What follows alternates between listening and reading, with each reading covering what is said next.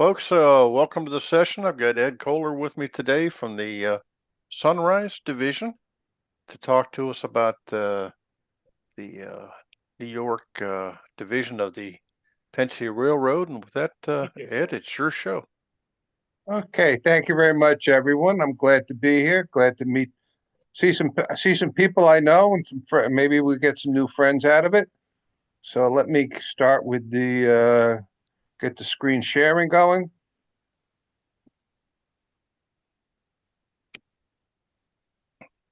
Uh, let me.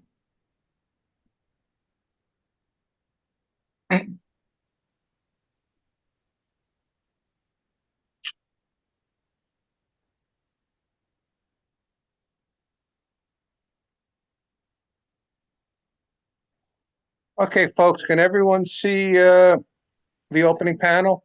Looks good to me. Okay, that's what I was looking for. We're going to take a quick trip over the PRR Pennsylvania Railroad's New York Division main line. And my name is Ed Koehler, and I'm on the board of the Sunrise Trail Division, NMRA, as a board member. I'm president of the Long Island Sunrise Trail Chapter, NRHS, and vice president of the Long Island Chapter, the Pennsylvania Railroad Technical and Historical Society. And I'm also a trainee motorman at the Pennsylvania Trolley Museum. So somewhere in there, I think I qualify to have a reasonable idea about what we're about to talk. And if not, I'll be more than happy to answer questions. Okay, we'll begin with a map of the Pennsylvania Railroad system in 1909. And the section we're going to talk about is from New York to Trenton, this area right here. And it's a fine railroad that went all the way out to East St. Louis, Chicago, and actually it penetrated into Iowa at one point, but we're not going to talk about that. That's Pennsylvania Railroad. To put it a little closer, this is a 1956 map of the electrified zone in New Jersey and actually in the eastern United States. And again, we're going to deal with the Penn Station, New York to Trenton. And by the way, as far as this map is concerned, the only electrification that had been abandoned by this time was the line out to Atlantic City and the branch to Tuckahoe on the West Jersey and Seashore, which was by then part of the Pennsylvania Reading Seashore lines. Let's begin at Harold Avenue in Long Island City. This location is 3.7 miles from Pennsylvania Station in New York City. This is an end-on junction with the Long Island Railroad and a diverging junction with the New York Connecting Railroad.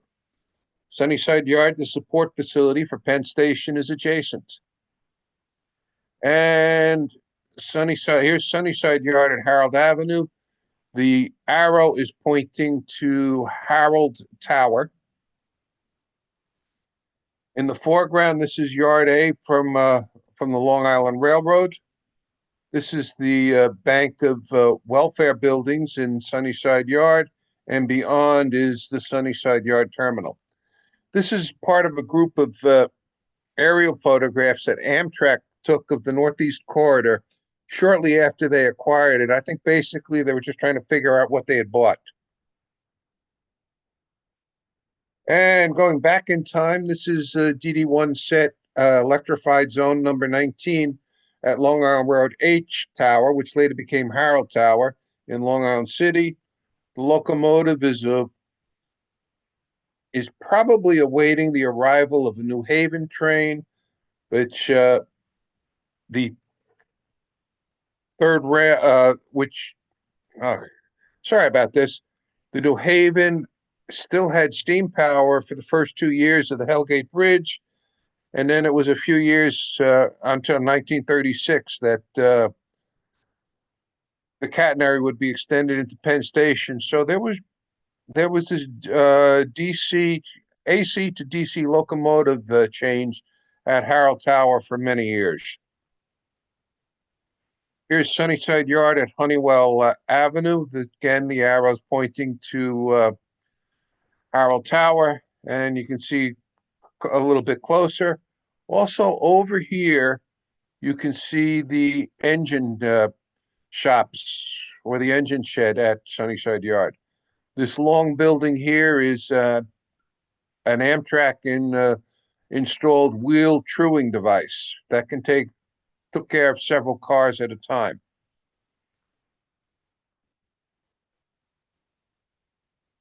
Here's a closer view of the engine house, and oh, lucky us, we got a Tuscan red 5-stripe GG1 standing in front of there. It was one that Amtrak repainted.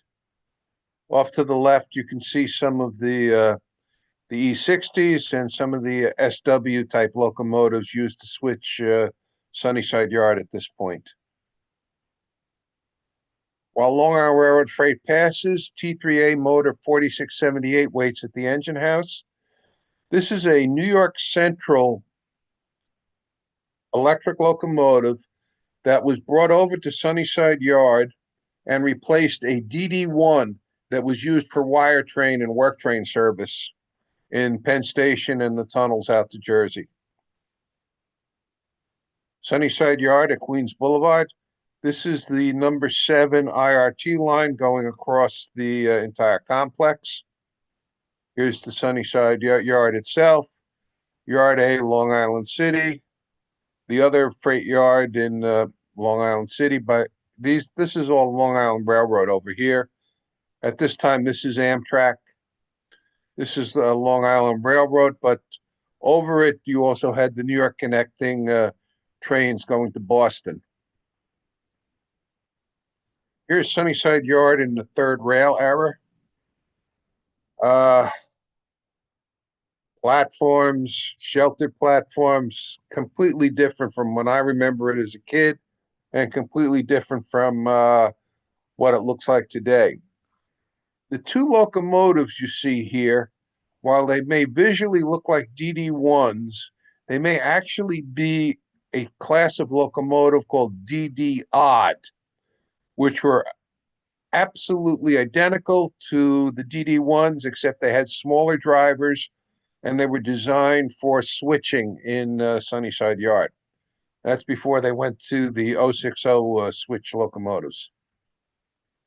The Pennsylvania Railroad enters the tunnels near the Long Island Railroad's Hunters Point Avenue station. This is the Hunters Point Avenue station right here, and more of the IRT here. We'll get a better view of that in a moment. Here's L6 5938, a very rare bird on the Pennsylvania Railroad in Long Island City. It's bringing a cut of cars to Penn Station. We got a Pullman car. We got a lightweight New Haven car. We got a lightweight Lehigh Valley car. Quite a mix. And on the background, on the number 7 line, we've got a train of IRT low V cars.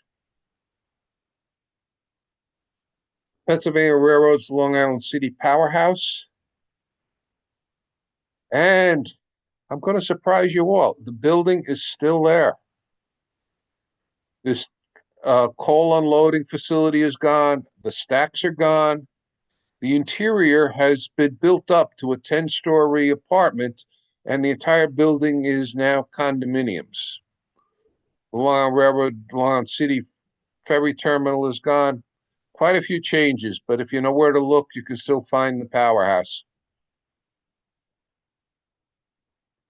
The East River tunnels, which were supplied by that powerhouse, from Long Island City, the Pennsylvania Railroad carved 4 tunnels under the East River into Manhattan.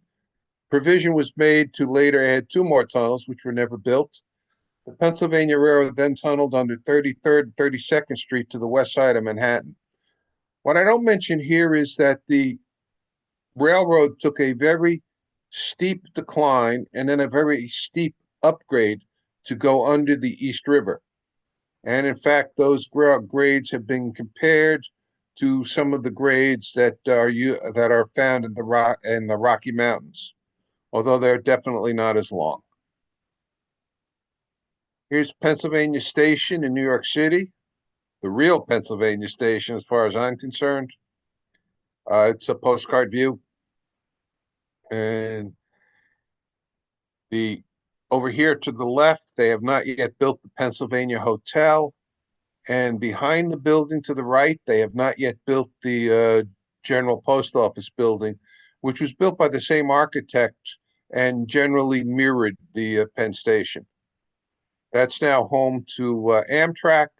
The General Post Office building is now home to Amtrak and is known as the Moynihan Train Hall. Beautiful structure. Penn Station, New York to Manhattan transfer history.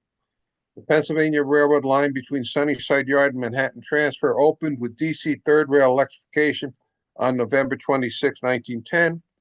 AC catenary would replace third rail for traction power as of December 8, 1932. Third rail was returned in the tunnels for work trains. That's why they had that DD1, which was later replaced by the T3A in Sunnyside Yard. A 1912 view of the 7th Avenue side of Penn Station. The Pennsylvania Hotel is under construction. It's this area here. And that building was recently demolished. And if you want to date this picture, well, it's 1912, but confirm the date. Notice that most of the street traffic is hauled by horses in this view. This is 33rd Street here. The interior of Penn Station was watched over by a statue of Alexander Cassatt. His mother was the famous painter. Today, this statue is at the State Railroad Museum of Pennsylvania in Strasburg. But it was originally installed in the modernized Penn Station. You can find the place where it was for a while if you know where to look. Pennsylvania Station track area as construction is completed. Notice there's still a wood walkway for the construction workers. And this is this open area here was replaced during World War II with a solid floor to provide for additional waiting space for the trains. The stairways seen here are where they are today. And I'm a Long Island guy, so I gotta stick this in. The first official Long Island Railroad train in Penn Station, September 8th, 1910. Yes, the Long Island was using the Temple of Transportation before its actual owner, the Pennsylvania Railroad. Penn Station Tower A, which is located on this bridge, which is long gone, with the overhead third rail.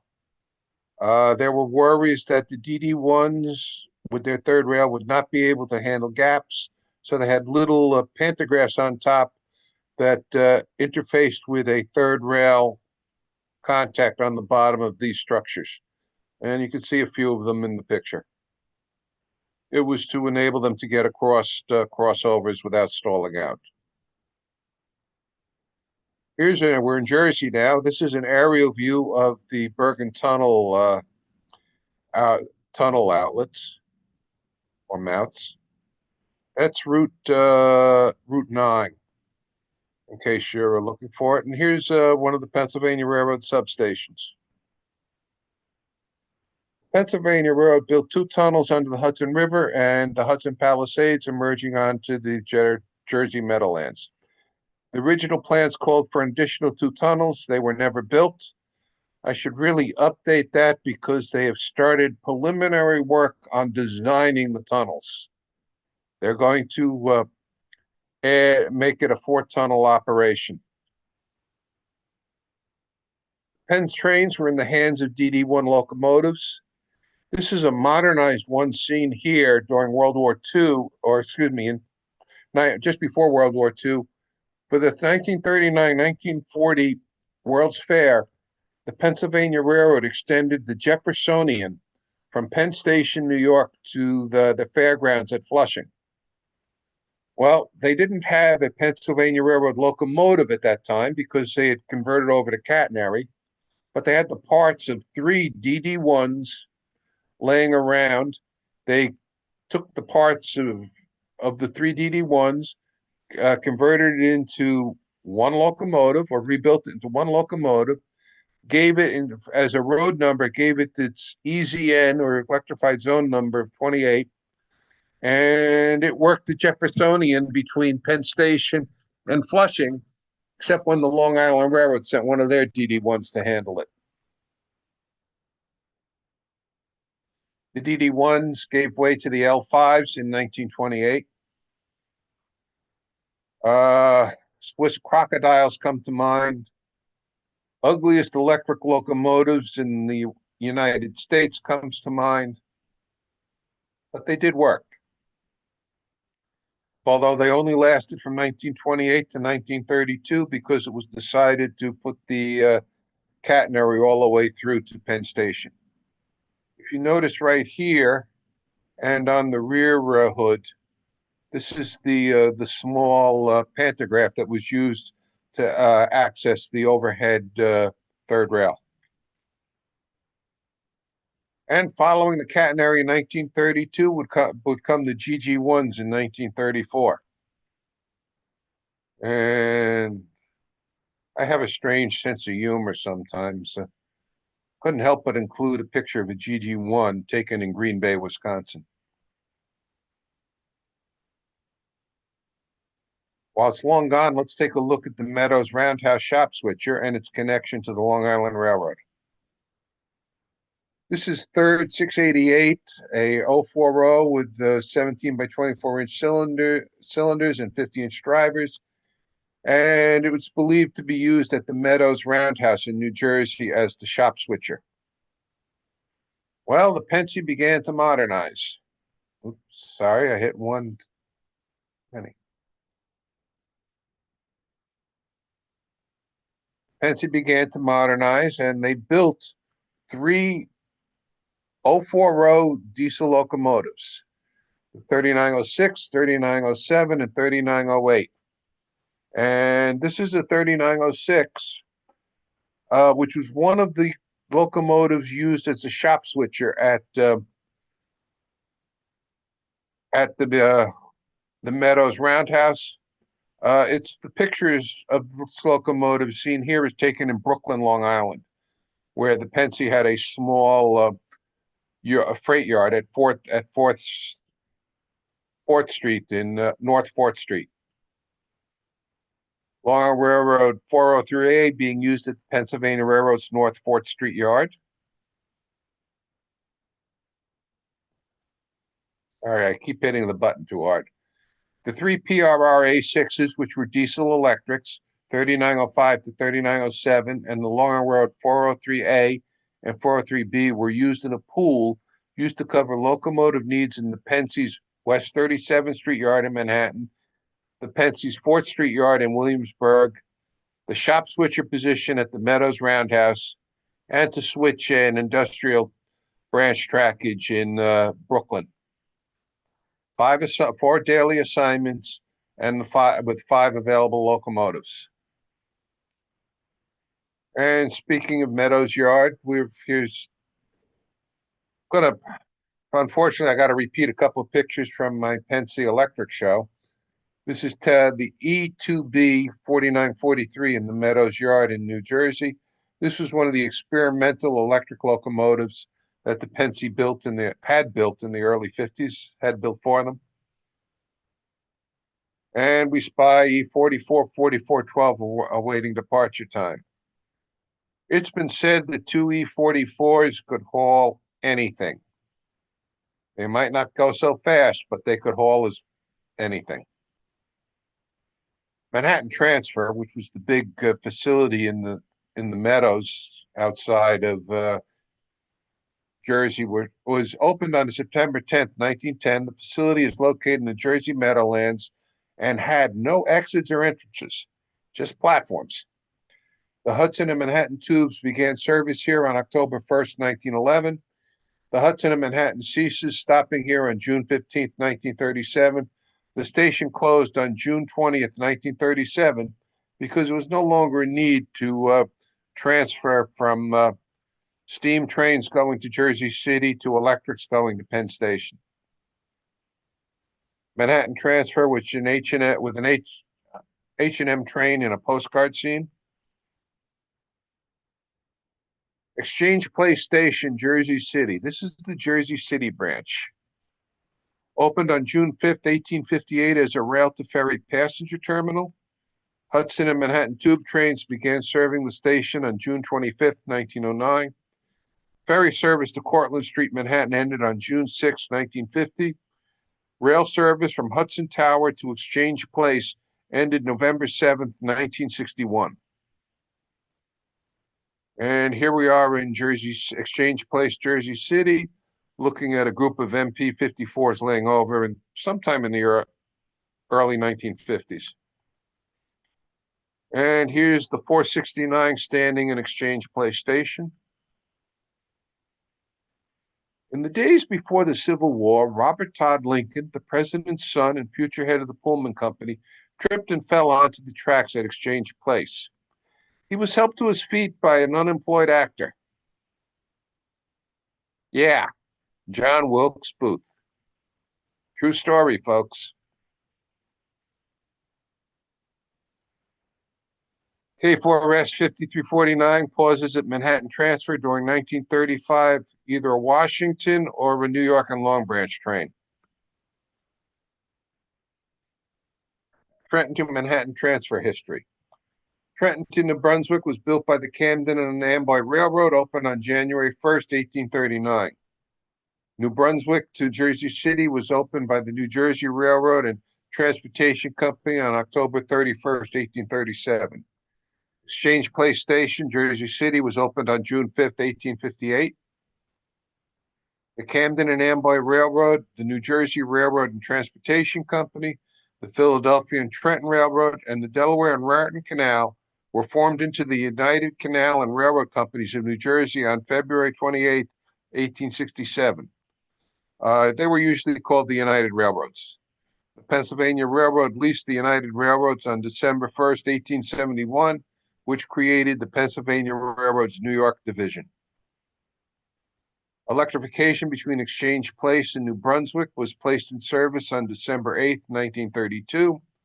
Electrification between New Brunswick and Trenton went into service on January 16th, 1933.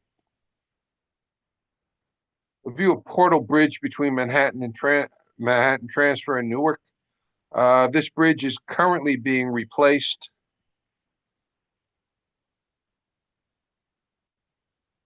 Newark Station looking south. This is the drawbridges at the east end of Newark Station. In the Penn Central era, a GG1 on a northbound arrives in Newark.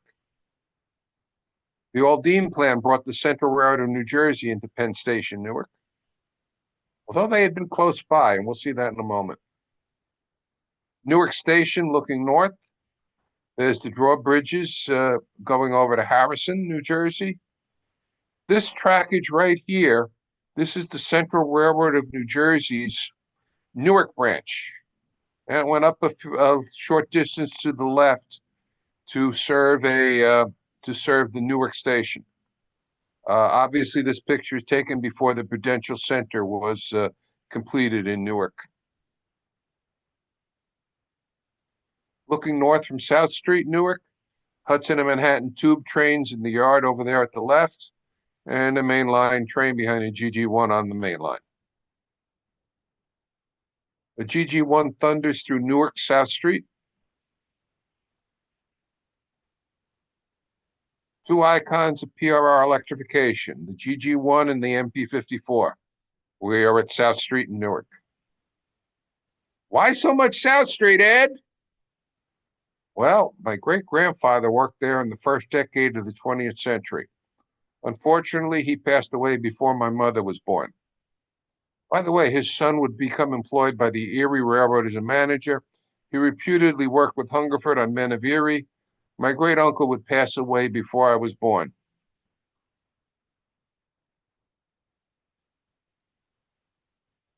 Hunter Tower from a train junction with the Lehigh Valley Railroad. Until 1957, the Pennsylvania Railroad would bring the Lehigh Valley trains from Penn Station to Hunter Tower. At Hunter Tower, the GG1 would cut off, and the Lehigh Valley Power would couple on. This was a program that was started by the United States Railroad Administration during World War I, and it continued until the Lehigh Valley exited the passenger business in 1957. One of those Lehigh Valley trains is Star at Ithaca, and typical Lehigh Valley train behind double-headed Alco PAs. Going back to where we were, passing Waverly Yard as a Metroliner approaches and another passes. I'm on the back platform of a Trenton local. Metroliner car 852 catches up with my local train near North Elizabeth. An overall view of Elizabeth and the Big Red subway era. A Jersey arrow on the left and an MP54 at the Elizabeth Station platforms. And that MP54 train departing Elizabeth in the Penn Central era. I cannot tell a lie. The Elizabeth Station sign gives it away. Penn Central GG1 with an unusual train in Elizabeth. Those are Long Island Railroad M1 cars being delivered. It's 1971. The Pensy sign for Elizabeth is still up. The Long Island MU cars are being hauled dead from Philadelphia to Sunnyside Yard, where they'll be turned over to the Long Island route. They're brand new, being delivered from the Budd Company. The Quaker City trailing a train south from Elizabeth. Magnificent business car. And we're down on the lower level in Elizabeth. That's the Northeast Corridor on this bridge in the background. But right here, this is CNJ's Red Baron 557 at Elizabeth Broad Street. Today, the station is a restaurant. The track area is mostly overgrown, but part of it has become a parking lot. And we're back now on the Pensy, New Jersey Department of Transportation, 1332, leading a train at South Elizabeth. Used to be a South Elizabeth station and a North Elizabeth station. Both of those have disappeared under New Jersey suburban operations. An Amtrak Metroliner led by the 850 passes Linden Station. A GG1 train near North Rawway. North Rawway Station with a GG1 lead train on the express tracks. And more Rawway Station near the junction for the Perth Amboy and Woodbridge branch. Perth Amboy and Woodbridge Railroad was incorporated on March 9th, 1855. Construction began July 1st, 1858, and the 6-mile line was completed as of October 11th, 1864. Horse traction was used at first. Leased to the Pennsylvania Railroad with the United Railroads of New Jersey on December 1st, 1871. This line connected the New York Trenton Main Line with the northern end of the New York and Long Branch Railroad at South Amboy. This branch was electrified to Perth Amboy as of September 9th, 1935, to South Amboy as of May 11th, 1936. We encounter a local freight behind a Baldwin diesel near Edgar. An overall view of the Perth Amboy station. And as is typical at this time, the train is stopped on one of the middle tracks, and the passengers are departing and boarding by crossing over one of the other tracks. Hopefully the block operator is holding everything out. A northbound train led by a GG1 south of Perth Amboy. And PRR EP20 5845 south of Perth Amboy. Nice E7. Actually a pair of E7s. And one of those E7s goes bad, and it's being hauled by an RS-3 back to the shops at South Amboy. GG 14882 backing down onto a train at South Amboy. This is the era when New Jersey Transit didn't put their logo on the side of the GG1s. And here it is departing from South Amboy with a mixture of cars. It is technically not a part of the New York division, but let's take an all too brief look at the New York and Long Branch. Incorporated April 8th, 1868, is a subsidiary of the Central Railroad of New Jersey to build from Perth Amboy to Long Branch. On December 20th, 1881, it merged 4 short lines that extended the line from Long Branch to Bay Head Junction. When threatened by the construction of a parallel line, the C&J sold a half interest to the PRR on January 3rd, 1882. And if you read the story about this in the Centennial History of the Pennsylvania Railroad, you'll realize that the PRR was the 800-pound gorilla in the room. C&J didn't have much of a choice. Here's a Class OEM 350 gas electric car, the 4658 in South Amboy Yards, and it was probably there for the Seagirt to Jamesburg train. This was one of those rural branch lines. It's a Pennsy rural branch line, but it came off of the New York and Long Branch. And Baldwin Passenger Power, the 5773 at Morgan Draw, just south of South Amboy. Looks like a bunch of modernized P70s behind it. And we're going to finish up with our dalliance on the New York and Long Branch with this picture of a K4S lead train crossing the Manasquan River near Brielle. My predecessor as president of the Sunrise Trail chapter said to me, you know, if you're going to do a show on the New York and Long Branch, I really hope you have some steam in it. Steve, here's your steam locomotive. We're now back at Broadway and Jersey Arrow 113 at the southbound platform in Broadway. GG 14972 with the truck train. Remember, and the Pensy called them truck trains, passing Colonia. The Island Station with its Civil War vintage station house was replaced with Metro Park on November 11th, 1971. This was a high-level platform facility which allowed Metroliners to pause in central New Jersey. When they first started the Metroliners, there was a complaint that, you know, no one could get onto it, central New Jersey. We don't want to go to Trenton or have to go into Penn Station. So here's the 4885 pausing with the train at Metro Park, April 1974. And the 4885 is another train approaches at Metro Park. Yeah, it seemed I didn't ever get a picture of a Metroliner at Metro Park. My bad. And Metuchen, a freight stands while a Jersey Arrow runs south.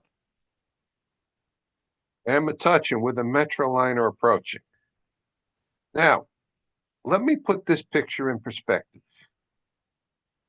The Metroliner is doing 85 miles an hour.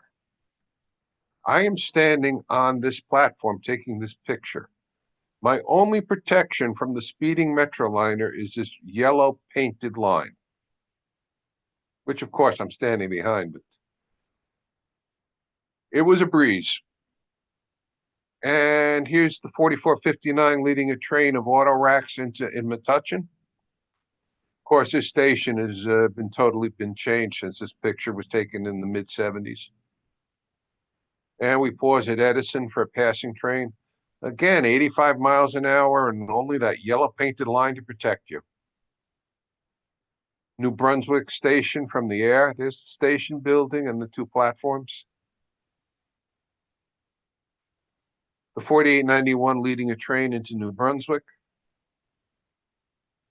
While the 4891 pauses, Metroliner 881 comes by on the local track. The Penn Central parlor car Roger Williams brings up the rear of the train. The original Jersey Avenue station with Jersey Arrow 131. And a pair of ES-12s, the 8554 in the lead, leads a local freight through Monmouth Junction.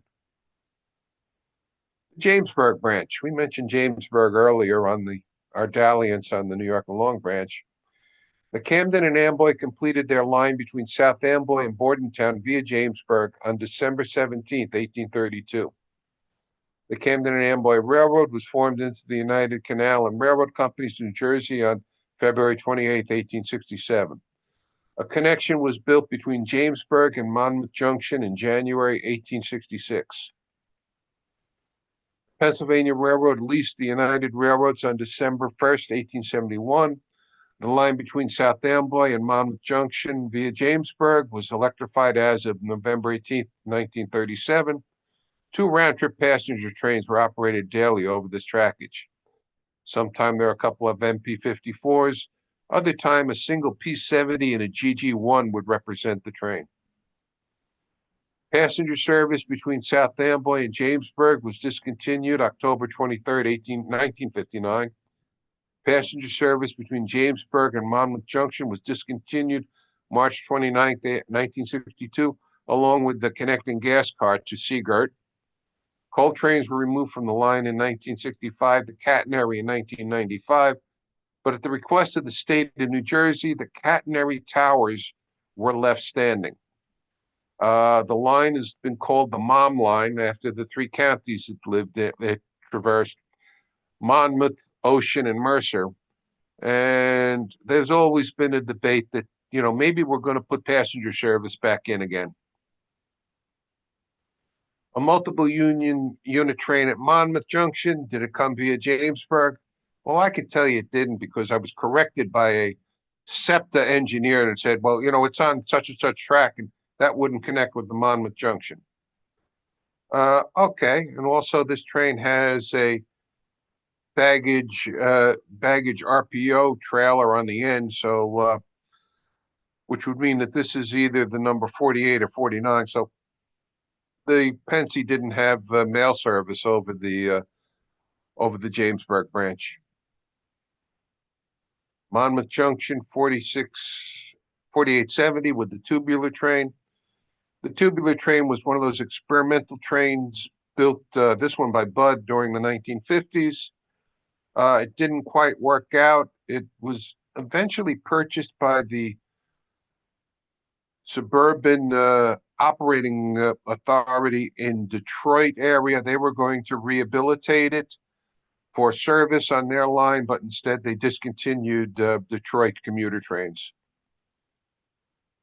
Jersey Arrow 133 making a station stop at Princeton Junction. Let's take a look up we got the 884 leading a train past Jersey Arrow 133 at Princeton Junction. By the way, as far as the Metroliners go, this was my favorite paint scheme on the cabs. And the passenger trains are now replaced by a freight led by a GP30, the 2203. Princeton branch, the PJ&B, Princeton Junction and back, as it was known. During 1862, work began on the New Brunswick to Trenton main line to double track it, which included rebuilding it to a better alignment. That better alignment put the line about a mile east of Princeton. The branch from Princeton Junction to Princeton University opened on May 29, 1865, replacing a stagecoach connection that had operated for the previous 3 years.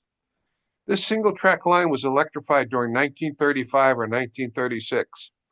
I've done a lot of research. I can't find a hard date for it. And here's the 669 at Princeton Junction on the branch service. Good stout MP54. And the former passenger shelter at the closed Penn's Neck station. This was located basically where the Route 1 crosses under the PJ&B. And here's the 669 at Princeton on the branch service. The branch has now been cut back about 100 yards or so, and there's a new station at this location. And now we are back at Princeton Junction, and a Penn Central GG1 leading an Amtrak train into Princeton Junction Station. And again, it's that 85 mile an hour, and you're protected by that painted yellow line. Trenton Station from the air. This is the station right here. Not the prettiest building, I might say. Train of MP54 cars departs Trenton for Penn Station, New York. And Jersey Arrow 123 leads the next departure from the New Jersey Capitol. And an E44, the 4449, leading a freight as it works its way north through Trenton. Trenton makes and the world takes. Well, I know that because it's on the bridge over the Delaware River. The multiple unit local trains that originate in Penn Station, New York, do not go beyond Trenton, New Jersey. Similarly, the multiple unit local trains that originate at Suburban Station, Philadelphia, do not go north of Trenton. However, the New York division extends for an additional 34.2 miles, ending at Zoo Interlocking. Unfortunately, I don't have the pictures to cover that part of the railroad in 1974. The Philadelphia and Trenton Railroad, this company was chartered on February 28, 1832, to build a railroad between Morrisville, Pennsylvania. Morrisville is opposite Trenton on the Delaware River, and Philadelphia. Opened throughout from Morrisville to Kensington in Philadelphia on November 1st, 1834. Kensington is a Philadelphia suburb.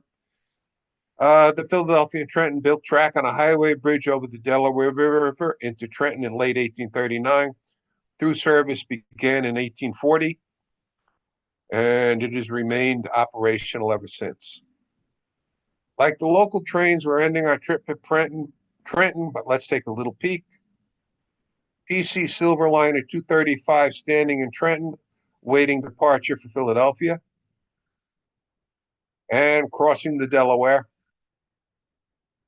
Thank you for your attendance and attention. Text copyright 2017 by myself. Photograph without caption surrounds copyright various dates by myself. No claim is made for copyrights of photographs with caption surrounds. And I guess with that, we're going to finish the show.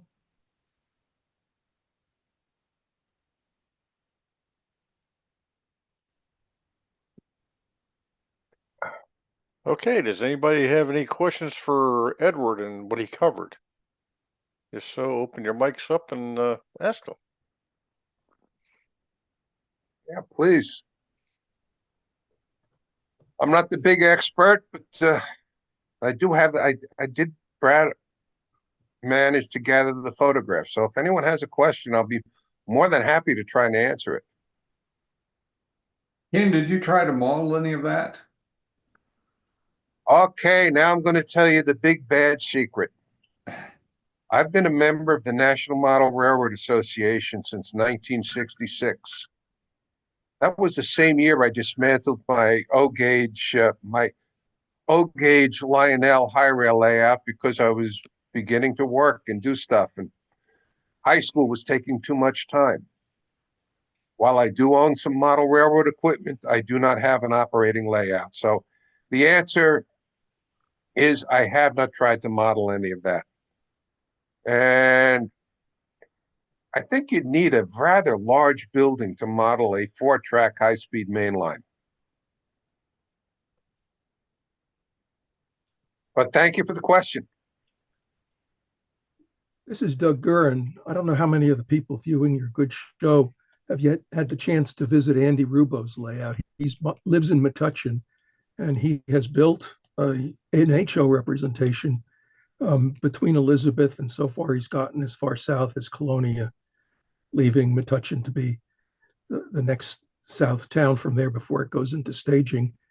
And on the north end, the upper deck where Elizabeth is enters a helix that works its way down to a lower deck, which is going to be representing the Lehigh Valley crossing the Pennsy, the Newark Station, the bridge over the the river and all the way into Penn Station, which will be staging, but it's really worth visiting.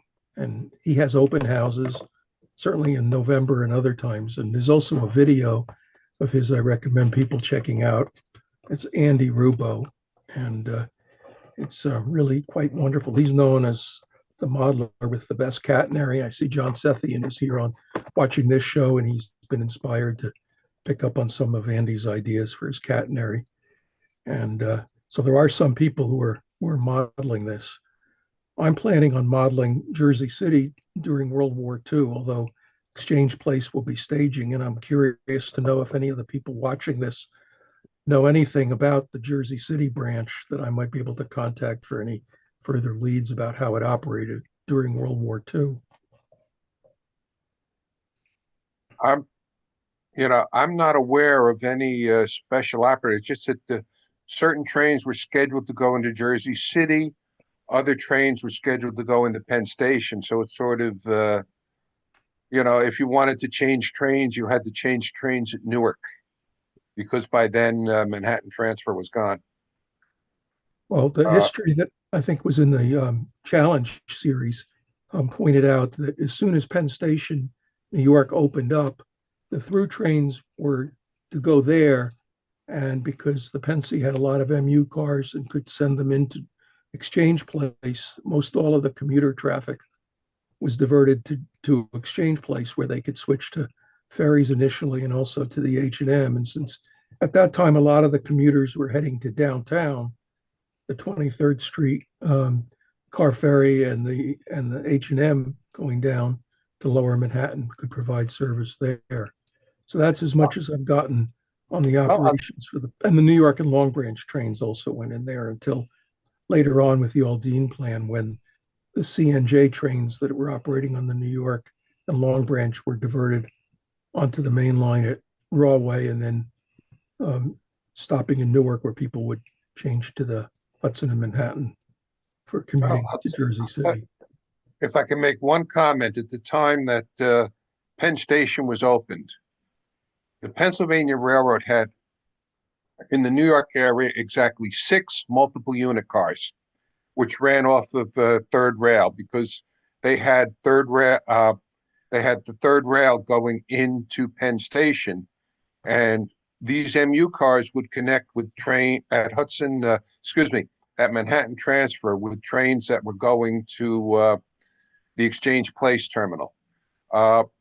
The Pensy's New York and Long Branch trains were pretty much the trains that would go into Exchange Place. Once they extended the catenary in there, I mean, things changed dramatically. But depending on the era, you would have, it was basically a steam terminal. And everything, the locomotives would be serviced out at the Meadows Roundhouse. So they'd have to back out quite a distance, almost the distance to Manhattan Transfer. But that sounds like a fascinating subject, sir. Are there any people on the line who have familiarity with how the Pennsy operated its trains during World War II, apart from the ones going to Jersey City? Basically, they pushed as many people into each car as they could.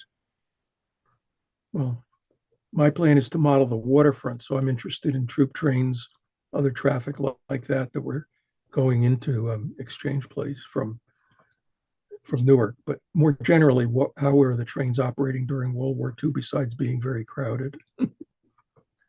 I'll leave that to someone else.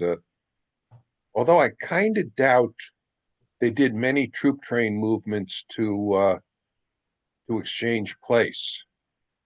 One of the more interesting points is they would bring troop trains to the float yard, float them over New York Harbor to the Long Island Railroad at Bay Ridge, and then they would continue up to New England behind New Haven Power. There were also some photos that appeared in Life magazine showing that after the war, when a lot of the bodies from Europe were soldiers were being returned, they put them on mortuary cars in the Brooklyn Army Terminal, where a lot of the ships ended, and then they floated them back across the Hudson River to New Jersey to continue their trips to the soldiers' homes. Absolutely. But what's not clear is whether those car floats went to Greenville Yard or just across to the passenger station at Exchange Place, probably to the latter. To the best of my knowledge, there was no car ferry facilities at Exchange Place.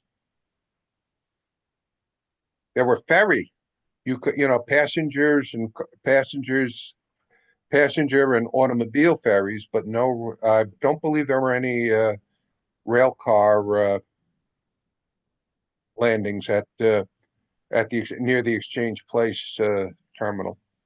Well, in the Froat Yard at Harson's Cove, there were at least 5 or 6 car floats that remained active, including some that were under catenary on the northern end. Those were floats 8 and 9, and then 5, 6, and 7 to the south were part of a set of 3 adjacent ones. Yeah. And further south than that, there were 2 of them just north of the Harborside Terminal. So there were a fair amount of car floats, and they were very busy. Most of those handled landings on Manhattan for produce and LCL and their 37th Street pocket yard. Yeah. Yeah. It is fascinating, and there's probably very few photographs because photographs of trains were frowned on during World War II.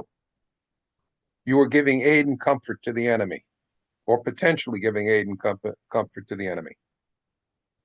That's Do we have my any other excuse. questions? Edward, I enjoyed the presentation as I've enjoyed others of yours. I'm looking forward to showing this to my wife. She lived in Trenton while she was going to Rutgers, and this is a time period of 68 to 72. And I know she then lived in Trenton while she was teaching for a couple of years before moving back here. So I imagine a number of the photographs that you have, she'll go, I remember that. I remember that. Yes. I showed this to a group on Long Island once, and one kid gets up and down and says, "You got Jersey Arrows running as multiple units." Well, yeah, pictures were touted. How did you do that? Well, when you take pictures prior to 74, you were gonna get Jersey Arrows there. Thank you. I hope your wife enjoys. Mr. Gerwin, I think I cut off one of your comments. No, but I do have a personal experience. I was working for the New Jersey Commuter Rail Department in 1966 to 68, and I was on board one of the early Metroliner test cars when they wanted to see how fast it could go. So they loaded a whole bunch of press and engineering type people on the station at Princeton Junction, ran it up to New Brunswick, and then ran it south with an open throttle to see how fast it was going, because there was a straightaway going through Princeton Junction that was the fastest upgraded section on the line. And I was in the cab when everybody was cheering on the speedometer to hit 150, and it hit like 149 and a half and didn't quite tip over to 150, but not too many people have had the good fortune to ride the Metroliners at 149. And the passengers on the platforms had that yellow painted line to protect them from the passing rush. I think at that time they had only done the upgrade on the center 2 tracks. They were putting in new ties and welded rail. But that was just the part of the thing that changed the scene at the time. Oh, yeah. When I did rail fanning in Princeton Junction, because I lived nearby, I would sit on the platform, and sometimes I watched 2 Metroliners meeting in Princeton Junction, each of them doing it 120 miles an hour. And not too many rail fans could see a meet between 2 trains running that fast right in front of them. Yeah, well, I have one memory of Princeton Junction, and when the Flying Scotsman was here in the United States, I went to Princeton Junction with my Instamatic camera to show you how I was still in high school at the time to get a picture of it. And I did get some pictures, but damn if I can find them now. That would have been, if I could ever find it, I'm going to throw that into this show just for the fun of it. I want to thank you all. Ernie, I hope I delivered what you wanted. Ed, you did a fine job, I think. I really Okay. appreciated your presentation. I mean, I learned a few things. One question is in the back of my mind, though, and I don't know if you can answer the question or not. I heard you talk about the third rail and also heard you talk about the pantograph. And I'm just curious as to what the railroad was doing running both, if you will, why they didn't run one or the other. I don't know if you can understand what I'm saying, but The overhead third rail was installed at places where there were long crossovers. And it was, the Pensie's fear was that the DD1s would not have enough speed to go through the crossover. So the small pantograph would come in contact with the overhead third rail to give it 600 volts. okay. It was sort of a belt and suspenders approach to crossovers. All There's right. one other, excuse me for interrupting. We- One we've other got- interesting thing about the electrification. Hmm. Apparently, the Pennsy didn't envision overhead catenary being installed in the tunnels or in Penn Station, and they literally had to lower the track as much as they could to get the electric GG1s, through the trackage there with their pantographs really down far, and their train lengths got longer and longer because the heavier electrics could pull longer trains. But when they got to Sunnyside Yard, the trains were longer than the tracks could handle, so they had to double over trains that were longer than 11 cars. So for as farsighted as we think the Pensy was, history caught up with them and they had to improvise some improvements. Oh, I mean, you remember during the show, the picture of the Pennsylvania Railroad A6? And it was standing, if you look to its left, there was a Standard Oil Company fuel dispenser. That's how they fueled the diesel locomotive. They got the Standard Oil Company to install a tank and just a standard fuel pump like you'd see at a service station. And that's the standard railroad of the world. Hey, Ed, with that, I want to go back to the small pantograph again. So when they were approaching an area that had difficult or long turnouts where they felt they would need that power, was that pantograph always extended as much as it was, which is pretty short, or did that thing kept it flattened down and then they would crank it up when they were approaching those areas? Based on the picture of the L5, they would crank it up. Okay. Did it go up much? That one GG1 you had, obviously no overhead wire, that thing's reaching, 30 feet in the air. But Yeah. But the little guys or whatever, was there much difference between lower and raised positions? I would say probably no more than 2 feet. 2 feet? Just guessing. Yeah, okay. It's for those areas they have plastic frogs, I think. Okay.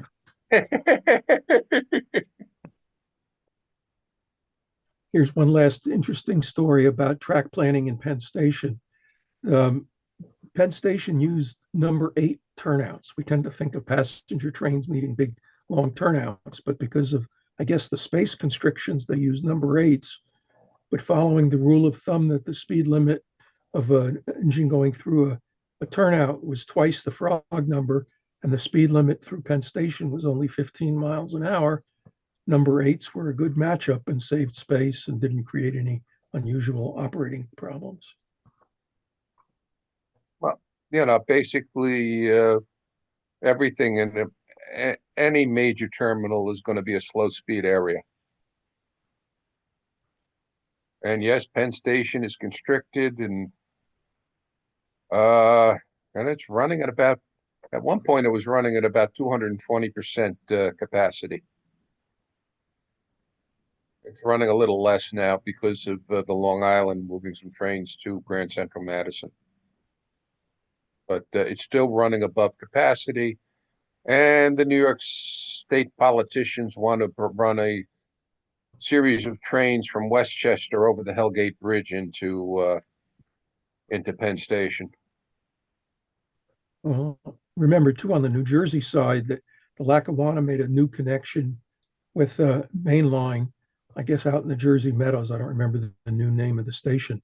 But a lot of that traffic really added extra challenges to the schedulers Yes. to make use of the tunnels, and maybe because the number of long distance trains was somewhat smaller than at their peak, they pulled off that miracle of merging the two traffic collections through the same tunnel.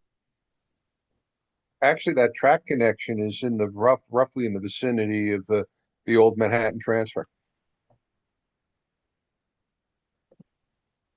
The connection between the former Lackawanna electrification and the Penn C New York division. Anything else?